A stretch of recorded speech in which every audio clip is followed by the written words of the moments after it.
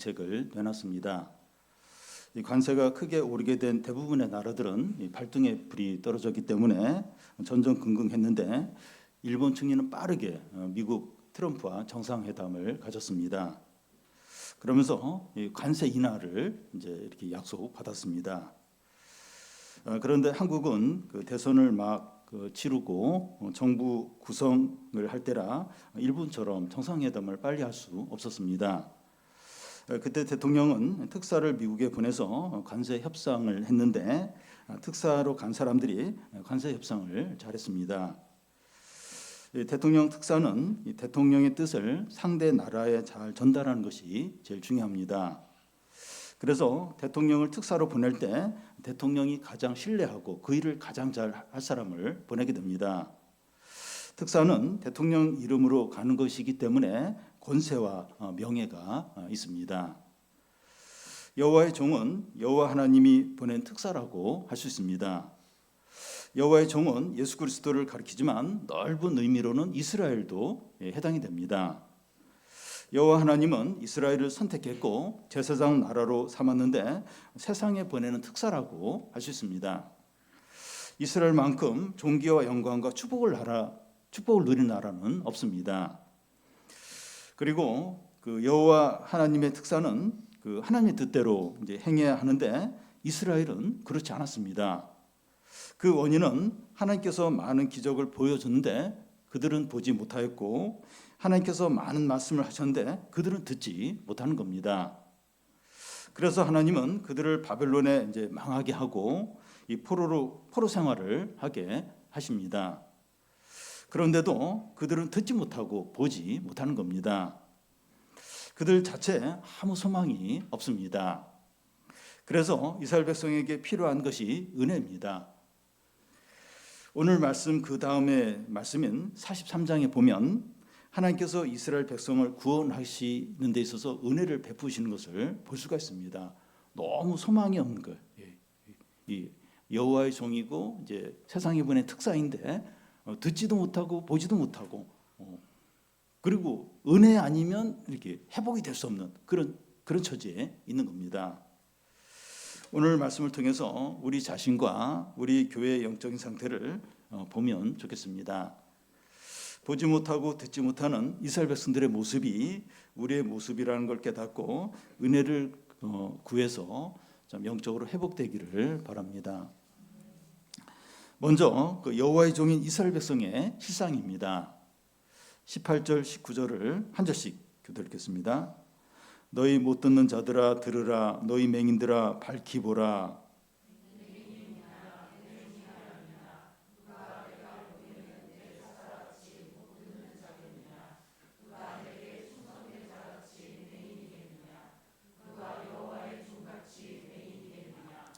여기 18절에 못 듣는 자 또 맹인은 이스라엘을 가리킵니다. 몸에 장애가 생길 때 불편하고 힘든데 가장 힘든 것 중에 하나가 이 눈이 잘 안 보이는 겁니다.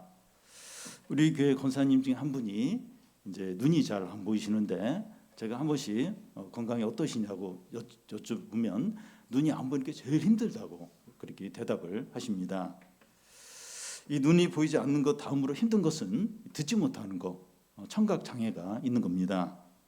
누가 수화로 해주지 않으면 알아듣지 못하고 무슨 말을 하는지 이렇게 모르니까 너무나 이제 답답하죠. 그런데 이런 장애들보다 훨씬 더 심각한 것은 영적인 무감각, 영적인 장애를 갖는 겁니다. 이스라엘 백성이 하나님께서 선지자를 통해서 많은 말씀을 하셔도 못 들어요. 못 듣고 수많은 기적과 능력을 보여줘도 보지 못합니다. 물론 육체적인 청각이나 시각은 이제 정상적이기 때문에 다 듣고 보는데 영적으로는 깨닫지 못하고 믿음으로 반응하지 못하는 겁니다. 여호와 하나님은 이스라엘의 이런 상태에 대해서 너무 속상해하시고 탄식하시고 괴로워하십니다. 하나님은 이스라엘과의 특별한 관계 때문에 더 속상한 거예요.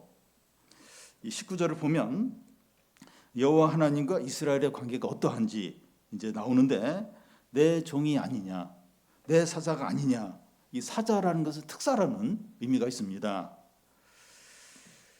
내게 충성된 자가 아니냐 하는데, 여기 충성된이라는 뜻이 나와 친한 자, 나와 언약한 자라는 의미입니다.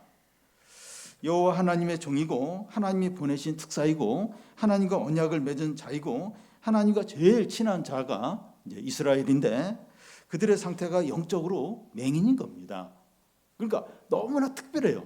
너무나 특별하고, 그리고 너무 사랑하고 막 언약을 맺은 이스라엘인데, 이스라엘이 영적인 맹인인 겁니다. 많은 말씀을 해도 못 들어요. 듣지 않고, 수많은 것을 보여줘도 믿지 않는 겁니다. 이것이 왜 이제 심각한 문제가 됩니까? 이스라엘은 여호와의 종이고 세상에 보낸 하나님의 특사인데, 이 세상 사람들은 어떤 상태에 있습니까? 그러니까 이스라엘은 하나님이 세상에 보낸 이 특사예요. 특사인데 지금 세상의 상태는 지금 이제 어떻습니까?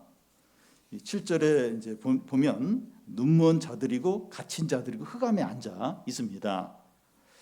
여호와의 종인 이스라엘 백성이 하나님의 특사로서 그들에게 가서 눈을 뜨게 하고 갇힌 곳에서 나오게 이제 해야 하는데, 근데 이스라엘 백성들이 맹인인 겁니다. 지금 이 세상은 흑암 가운데 있어요. 사람들이 맹인, 영적으로 정신적으로 맹인이에요. 그래서 이제 그 이스라엘을 특사로 보내는 거예요. 근데 이 특사도 맹인인 거예요. 맹인이 맹인을 인도하면 구덩이에 같이 빠지는 거죠. 세상이 어두운데 교회까지 어두우면 소망이 없는 겁니다. 세상은 너무 어두워요. 그리고 막 다 욕심으로 나아가고 하나님 없다 하고, 그렇게 이제 이 세상은 그런데 교회도 어두운 겁니다. 교회도 맹인인 거예요. 교회도 막 세상을 추구하는 거예요. 그러면 아무 소망이 없는 거예요. 우리는 어떻습니까? 예배를 빠지지 않고 드리느냐, 봉사를 하고 있느냐, 성경 읽기를 하고 있느냐, 이걸 묻는 것이 아니라 영적으로 깨어 있느냐 하는 겁니다. 말씀을 듣고 믿음으로 반응하느냐, 영적인 사고를 하고 있느냐 하는 겁니다. 그러니까 우리는 내가 예배 드렸지, 성경 읽기 했지, 이런 것으로 이제 내 신앙이 지금 살아있고 괜찮다. 그래서 교회를 빠지거나 예배를 자꾸 빠지거나 성경 읽기를 안 하고 그러면 나는 이제 신앙에 문제가 있다. 그리고 그걸 하면 나는 신앙이 좀 괜찮다. 그렇게 이제 생각을 하는데, 이렇게 영적인 사고를 하느냐 하는 거예요. 영적으로 깨어 있느냐, 그거 했느냐 안 했느냐, 그걸 지금 묻는 것이 아니고, 이렇게 영적인 사고를 하느냐, 영적으로 깨어 있느냐 하는 겁니다. 우리가 이렇게 영적인 사고를 하고 영적으로 깨어 있다는 걸 어떻게 알 수가 있습니까? 두려워하느냐, 두려워하고 있느냐, 두려움에 이렇게 눌려 있느냐, 그리고 절망하고 있느냐, 또 서로 미워하고 있느냐, 다투고 있느냐, 그러면서도 어떻게 거기에서 헤어나오지 못하고 그런 상태에 있느냐 하는 거죠. 그러니까 저도 이제 막 그럴 때가 있어요. 이렇게 막 너무 막 걱정을 하는 걱정하고 너무 염려를 하고, 영적인 상태, 영적인 사고를 안 하는 거죠. 그냥 걱정이 그냥 눌려 있는 거죠. 우리는 이제 영적으로 깨어 있는지, 영적으로 사고를 하고 있는지, 그리고 너무 누구를 미워하고 있고 너무 화를 내고 있다는 건 이걸 컨트롤이 안 되는 거예요. 신앙적으로, 영적으로 이게 둔감한 상태에 있는 거죠. 우리 자신과 교회에 가장 필요한 것은 영적으로 깨어나는 겁니다. 믿음이 살아나는 거예요. 지금 그러니까 주일날 되면 많은 교회들이 다 예배를 드려요. 그러니까 많은 사람들이 교회 가서 이렇게 예배도 드리고 그러는데, 봉사도 하고 하는데, 진짜 영적으로 깨어있는, 믿음이 살아있느냐, 이게 결정적으로 중요하다는 거예요. 그래야 이제 이 그리스도의 특사로 이제 이렇게 세상에 보내는데, 그래야 역할을 할 수가 있다는 거죠. 다음은 여호와의 종 이스라엘이 맹인 상태인데 결국 이제 어떻게 되느냐 하는 겁니다. 20절에서 22절까지 한 절씩 교대로 읽겠습니다. 내가 많은 것을 볼지라도 유의하지 아니하며 귀가 열려 있을지라도 듣지 아니하는도다.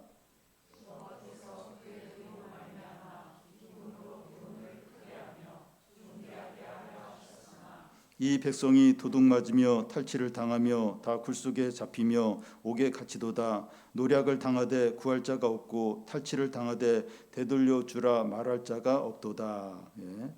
21절에 여호와께서 기쁨으로 교훈을 크게 하며 존귀하게 하려 한다 하는데, 여기서 교훈은 율법을 말합니다. 21절이 무슨 말인가 하면 하나님은 율법이 위대하게 되고 영광스럽게 되는 것을 기뻐한다는 겁니다. 하나님께서 율법을 이스라엘 백성들에게 주신 목적은 신명기서 4장 8절 6절에 나와 있습니다. 오늘 내가 너희에게 선포하는 이 율법과 같이 그 규례와 법도가 공의로운 큰 나라가 어디 있느냐. 너희는 지켜 행하라. 이것이 여러 민족 앞에서 너희의 지혜요 너희의 지식이라. 그들이 이 모든 규례를 듣고 이르기를 이 큰 나라 사람은 과연 지혜와 지식이 있는 백성이로다 하리라. 이런 율법을 받은 나라가 세상에 없어요. 이스라엘밖에 없습니다. 세상 나라들이 율법을 받은 이스라엘을 보면서 너무나 부러워하는 겁니다. 이스라엘은 작은 나라지만 그 율법을 받았기 때문에 큰 나라라고 하면서 칭찬을 하는 거예요. 이스라엘이 율법을 지켜 행할 때 세상 사람들이 이 큰 나라 사람들은 과연 지혜와 지식이 있는 백성이다 이러면서 찬사를 보낸다는 겁니다. 이스라엘은 뭐 바벨론이나 아수르나 애굽에 비해서 작은 나라예요, 작은 나라. 근데 율법을 받았어요. 그리고 율법을 지키는 걸 보면서 세상 나라들이 큰 나라, 이 지혜와 지식이 있는 그런 백성이다 이러면서 막 칭찬을 이제 한다는 겁니다. 이렇게 할 때 율법이 위대해지고 영광스럽게 되는 거죠. 이것이 하나님이 영광을 받는 거예요. 그러니까 율법이 하나님 말씀이 이렇게 높임을 받는 게 하나님이 영광을 받는 거죠. 그런데 이스라엘 백성은 율법에 대해서 어떻게 합니까? 20절에 보면 많은 것을 볼지라도 유의하지 않고 귀가 열려 있을지라도 듣지 않는, 많은 것을 볼지라도 그걸 중요하게 안 여겨요. 또 귀가 열려 있는데 안 들어요. 율법을 안 듣는 겁니다. 율법을 무시를 하는 겁니다. 많은 말씀을 듣지만 무시하고 믿음으로 반응하지 않고 순종하지 않는 겁니다. 내가 10,000가지로 기록했는데 저희가 상관없는 것으로 여기더라. 그러니까 하나님이 율법을 10,000가지로 했는데 이스라엘 백성들은 아무 상관이 없는 것으로 여긴다는 거예요. 하나님 말씀은 너무 귀하기 때문에 이렇게 말씀대로 행하면 복을 받아요. 이 말씀을 행하면 반드시 복을 받게 됩니다. 그 요한복음 말씀에도 이것을 알고 행하면 복되다. 복을 받아요. 반드시 복을 받습니다. 그런데 말씀을 듣고도 행하지 않으면 복이 없을 뿐만 아니라 저주를 받는 거예요. 말씀을 이렇게 무시하고 또 말씀대로 안 살면 저주를 이제 받게 되는 겁니다.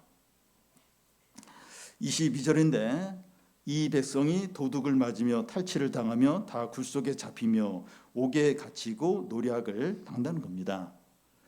이것은 이스라엘이 바벨론에 망해서 집들이 불타고 재산이 약탈을 당하고 남은 백성들이 포로로 끌려간 것을 가리킵니다. 전쟁 중인 우크라이나에 현재 일어나는 비참한 모습이 그러하죠.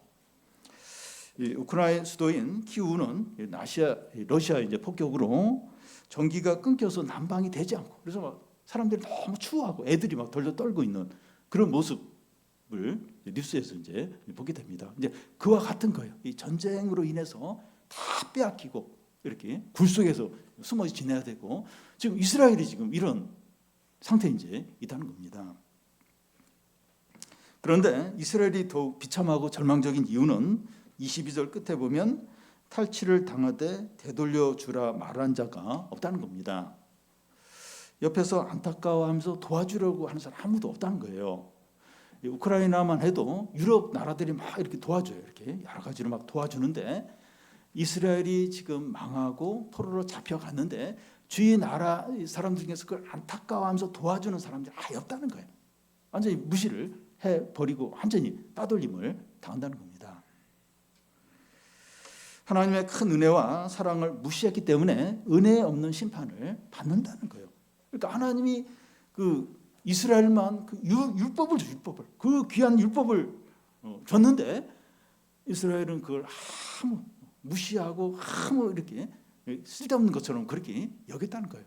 그래서 망할 뿐만 아니라 완전히 따돌림을 당하도록, 무시를 당하도록 그렇게 긍휼 없는 심판을 받게 한다는 겁니다.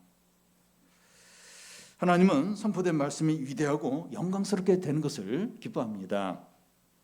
그런데 우리가 이 들은 말씀을 소홀히 하는 것은 큰 죄를 짓는 거예요. 그러니까 이렇게 말씀을 듣는다, 이건 굉장한 큰 은혜입니다. 근데 이 말씀 자꾸 무시를 하는 거예요. 무시를 하고 나와 상관없는 것으로 여기는 큰 죄를 짓는 겁니다. 이 죄 때문에 모든 것을 잃어버리고 소중한 것을 빼앗기게 된다는 겁니다. 그러니까 이스라엘이 그랬어요. 이스라엘의 큰 죄가 뭔가 하면 하나님의 그 많은 말씀을 주는데도 다 무시를 하고, 그래서 이제 결국 이제 바벨론의 포로로 끌려가고 모든 걸 약탈당했는데, 이렇게 말씀을 무시한 이것 때문에 소중한 걸 다 잃어버릴 수 있다는 겁니다. 그래서 우리는 이 말씀을 들을 때 이 말씀을 사랑하고 순종해서 하나님을 영광스럽게 해야 됩니다. 어떻게 하는 게 하나님 영광스럽니까?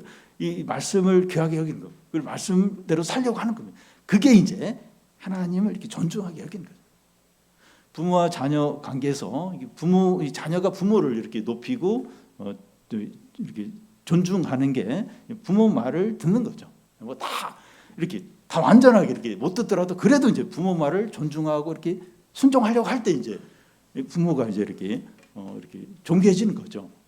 그와 똑같습니다. 우리가 이 하나님 말씀을 이렇게 사랑하고 그 말씀대로 행하려고 할 때 하나님이 영광을 받아요.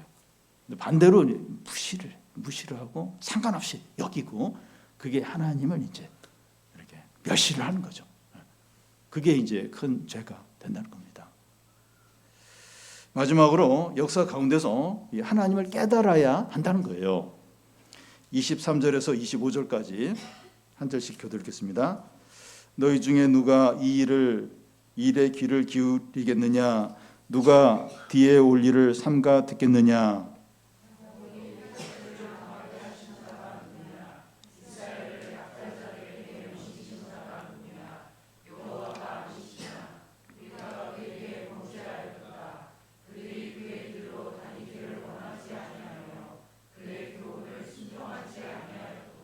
그러므로 여호와께서 맹렬한 진노와 전쟁의 위력을 이스라엘에게 쏟아 부으심에 그 사방에서 불타오르나 깨닫지 못하며 몸이 타나 마음에 두지 아니하는도다. 이 말씀의 배경은 이스라엘이 바벨론 포로 상태에 있는 겁니다. 그들에게 가장 필요한 게 뭔가 하면 이 말씀을 듣고 믿음으로 반응을 하는 거죠.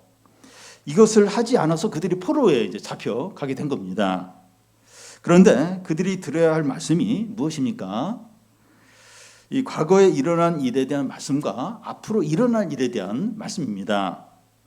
과거에 일어난 말씀이란 이사야나 예레미야를 통해서 너희들의 죄악 때문에 바벨론 포로에 잡혀갈 거다. 이제 그 말씀이고, 또 미래에 대한 말씀은 하나님의 은혜로 바벨론 포로에서 해방이 되어서 예루살렘으로 귀환할 거다 하는 말씀입니다.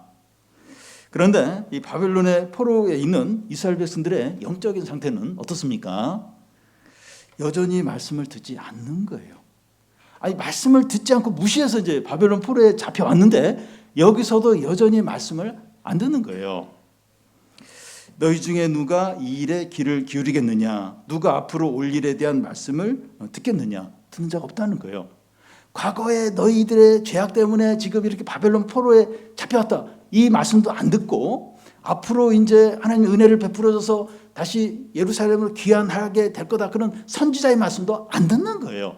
지금 포로로 잡혀와서도 말씀을 안 듣는 겁니다.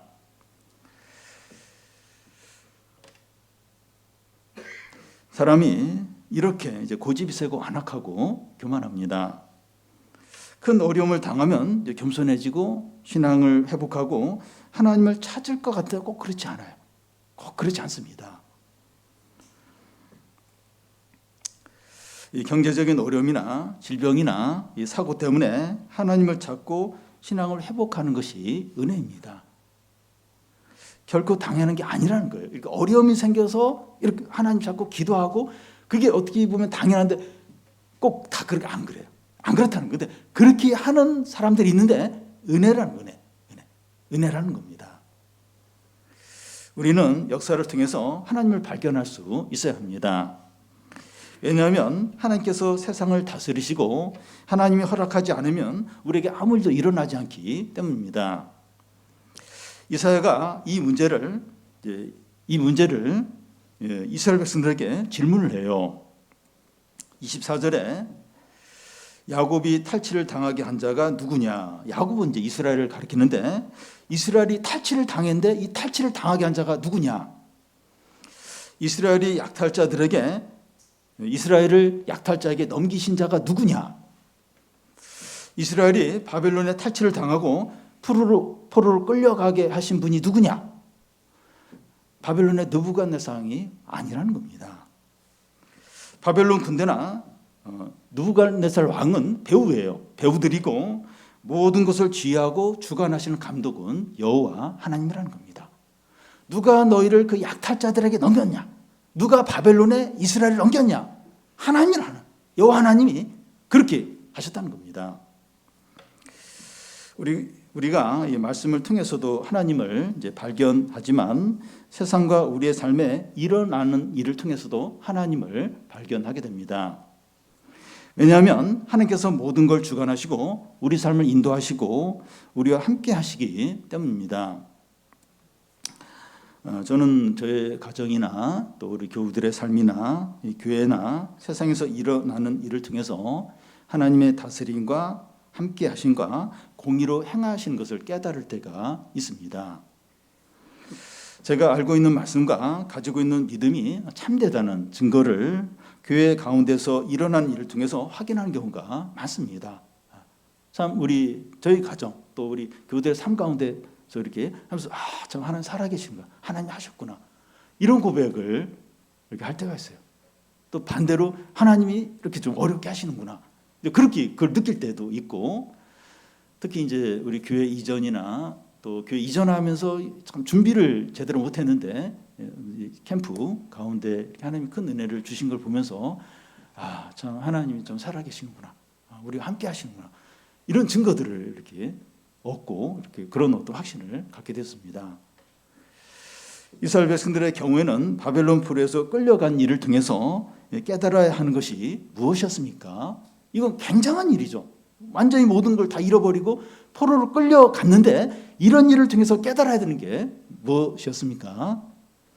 24절 중간에 보면 여호와가 우리를 바벨론에 넘기셨고 우리가 그에게 범죄하였도다. 우리가 그의 길로 가기를 원치 않았고 그의 교훈을 순종하지 않았다. 이거죠, 이거. 여호와께서 우리를 넘겼다. 우리가 하나님께 범죄했기 때문에 하나님 우리에게 이 모든 일을 했다. 이걸 그 역사를 통해서 일어나는 일을 통해서 깨달아야 했습니다. 역사 가운데서 하나님을 발견할 때 회개하는 기회가 됩니다. 그러니까 말씀을 통해서는 또 잘 이렇게 안 해요. 근데 일어나는 일을 이 역사를 통해서는 이렇게 회개할 기회가 됩니다. 실제로 일어난 일이었기 때문에 회개할 기회가 이제 되죠. 어려움이나 큰 재난을 당했을 때 하나님을 발견하고 회개하는 기회로 삼으면 소망이 있어요. 소망이 있습니다. 요나처럼 깊은 바닷속 큰 물고기 뱃속에서도 회개하면 소망이 있어요. 이제 뭐 끝난 거 아니야? 끝장난 거야? 끝장이 아니에요. 거기서 회개하면 소망이 있어요. 얼마든지 회복이 될 수 있습니다. 또한 역사 속에서 하나님을 발견하면 큰 확신과 담대함을 이제 얻게 됩니다. 하나님이 나와 함께 하시고 인도하시고 보호하시고 구원하시는가 그런 확신을 갖게 됩니다. 그러니까 이렇게 말씀을 통해서도 이제 그런 확신을 갖게 되는데 이 참 삶 가운데서 어려운 가운데서 위기 가운데서 하나님이 인도하시고 함께 하시는 그걸 이렇게 경험을 하게 되면 상황이 바뀌고 또 어떤 큰 위기가 닥쳐도 확신을 갖게 돼요. 이 가운데서 하나님이 함께 하실 거다. 인도하실 거다. 구원하실 거다. 이런 어떤 확신을 갖게 합니다. 그래서 이 역사 현실 가운데서 이렇게 하나님을 발견하고 하나님을 찾고 또 이렇게 확신을 갖는 게 얼마나 중요한지 몰라요. 회개할 기회가 되고 또 다른 상황이 바뀌어도 또 하나님 함께 하신다는 확신을 갖게 되고, 그래서 이 역사 가운데서 현실 가운데서 하나님을 발견하고 찾는 게 얼마나 중요한지 모릅니다. 그런데 이 가장 절망적인 것은 고난과 어려움 가운데서도 하나님을 깨닫지 못하는 겁니다. 25절 중간인데 그 사방에서 불타오르나 깨닫지 못하며 몸이 타나 마음에 두지 않는다는 겁니다. 집들이 불타고 이 재산이 약탈당하고 포로로 끌려가면서도 하나님을 깨닫지 못하는 거예요. 왜 이런 일이 일어난 거야? 막 그렇게 소리만 치고 막 불평하지 하나님을 깨닫지 못하는 겁니다. 이상 기후로 심각한 재난들이 계속 닥치고 경제 위기로 큰 어려움이 겪고 있고 전쟁이 소문이 들린데도 하나님을 안 찾는 거. 왜 세상에 이렇게 뒤숭숭해? 왜 이렇게 재난이 많이 일어나? 이제 그렇게 하면서 이렇게 하나님을 찾지 않는 거예요. 이렇게 좀 겸손해지고 이럴 기회로 삼지 않는 겁니다. 더 심각한 것은 자기 몸이 불타는데 마음에 두지 않는다는 거예요. 몸이 불타는데도 거기에 이렇게 어떤 마음을 두지 않는다는 겁니다. 무슨 말인가 하면 자기 자신에게 중병이 생기거나 가족 안에 큰 어려움이 닥쳤는데도 하나님을 찾지 않는다는 거예요. 그럴 수 있다는 거예요. 그럴 수 있다는 겁니다. 저 정도의 어려움이면 겸손해지고 회개하고 하나님을 찾고 기도할 것 같은데 그렇지 않은 겁니다. 이제 그런 사람이 있는데 또 그렇지 않은 사람도 있는 거예요. 저 정도면 이렇게 좀 겸손해야 되지 않나? 좀 이렇게 회개해야 되지 않나? 하나님 찾아야 되지 않나? 안 찾는 거예요. 겸손하지 않는 거예요. 그럴 수 있다는 겁니다. 그냥 견디고 다른 방법을 찾는, 그냥 견뎌요. 그리고 또 그냥 지나가겠지 이러면서 그냥 다른 방법을 찾는 겁니다. 믿지 않는 사람이야 그렇다고 하지만 신자가 그럴 수 있다는 거예요. 믿지 않는 사람은 그래요. 그냥 견디고 참고 그냥 이 어려움만 빨리 지나가기를 바랍니다. 그런데 신자가 그럴 수 있다는, 믿는 사람이 하나님을 안 찾는데, 겸손해야 되는데, 회개해야 되는데, 적극적으로 자꾸 하나님께 나와야 되는데 안 나와요. 너무 안타까운 거예요. 지금 하나님이 지금 그 어려움을 통해서 부르시는 건데 몸이 불타나 마음에 두지 않는다는 거예요. 그렇게 교만하고 완악하고 이제 그럴 수 있다는 겁니다. 지금 이스라엘 백성들이 그런 거예요. 이게 제일 절망적인 이게 이러면 소망이 없는 겁니다. 신자가 이렇게 될 수 있는 이유는 한 가지입니다. 앞에 그 17절에 보면 조각한 우상을 의지하며 부어 만든 우상을 향하여 너희는 우리 신이라 하는 자는 물침을 받아 크게 수치를 당한다는 겁니다. 하나님 자리에 경제적인 안정이나 사람의 인정이나 건강이나 자녀나 자기 자신을 놓고 있기 때문입니다. 그러니까 하나님 자리에 다른 걸 딱 두고 이제 있는 겁니다.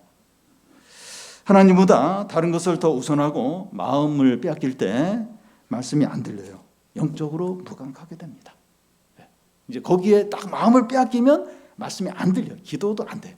그러니까 어려운데 이렇게 하나님께 나아가야 되는데 무감각하고 그러니까 이제 하나님도 안 찾게 되는 겁니다.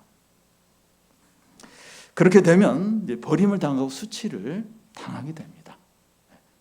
그러니까 이 신자들은, 믿는 사람들은 돈이 갑자기 없어지고 몸에 중병이 걸리고 가정에 큰 어려움이, 이게 진짜 심각한 문제가 아니라 이렇게 감각이 없는 거. 하나님이 때렸는데 화만 내고 왜 때리냐 그러면서 그 어려움에만 불평을 하고 하나님 안 찾는, 이게 가장 큰 절망이고 가장 큰 비극입니다.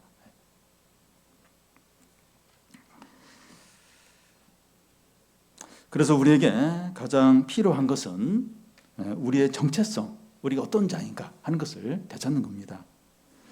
우리는 여호와의 종이고 그리스도의 특사이고 주님과 친한 자이고 주님의 양입니다. 주님과 특별한 자예요.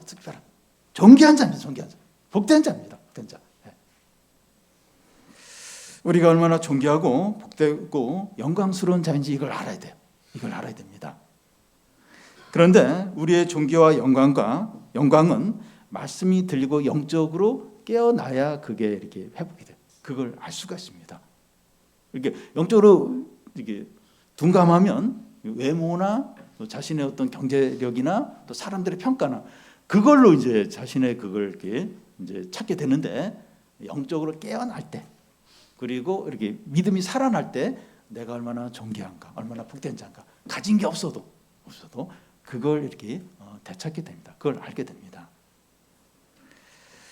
우리가 읽고 듣는 말씀에 믿음으로 반응하고 세상과 우리의 삶과 교회 가운데 일어나는 일들을 통해서 하나님을 발견하고 영적으로 깨어나고 존귀하고 복된 신분을 다 회복하시기를 바랍니다.